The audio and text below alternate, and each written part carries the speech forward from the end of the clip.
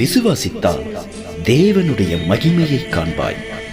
யோவான் 11ஆம் அதிகாரம் 40வது வசனம்.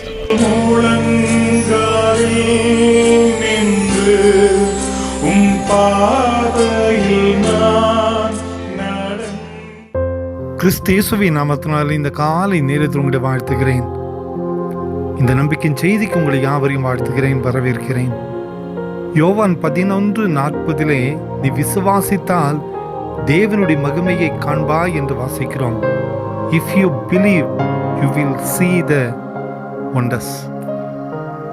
அன்பான குடும்பத்தின் மக்களே, ஆண்டவர் சொல்லுகிற வார்த்தை, நீ விசுவாசித்தால் நீ ஆண்டவருடைய மகிமையை காண முடியும். If you believe you will see the glory of God.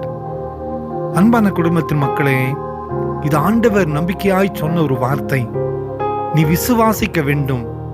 நீ விசுவாசித்தால் தேவனுடைய அற்புதங்களையும் மகிமையும் நீ காண முடியும். இந்த காலை நேரத்திலே இதே வார்த்தை தான் கர்த்தர் நமக்கு சொல்லுகிறார். விசுவாசிக்கின்ற பொழுது அற்புதங்கள் நடக்கும்.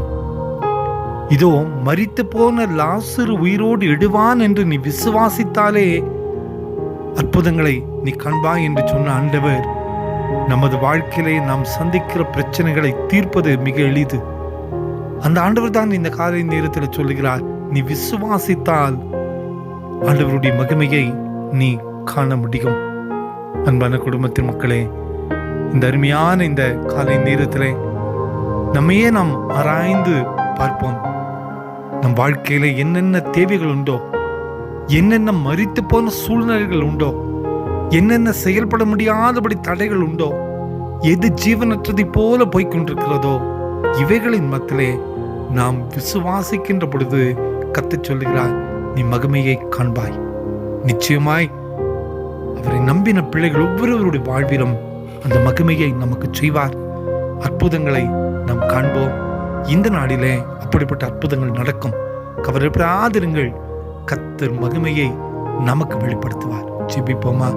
அன்பின் ஆண்டவரே, நீ தந்த வார்த்தைகளுக்காக நன்றி கர்த்தாவே. அநேக காரியங்கள், அநேக சூழ்நிலைகள் மரித்ததை போல தோன்றுகிறதப்பா. நம்பிக்கையிழந்து நிற்கிறோம். நீர் தொடும், நீர் விடுதலை தாரும், அதிசயங்களை காணக்கூடிய பலத்தை தாரும்.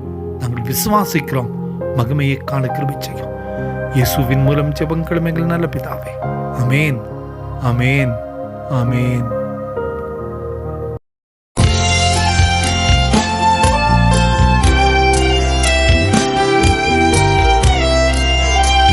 கர்த்தர் உங்களையும் உங்கள் குடும்பங்களையும் ஆசீர்வதிப்பார்.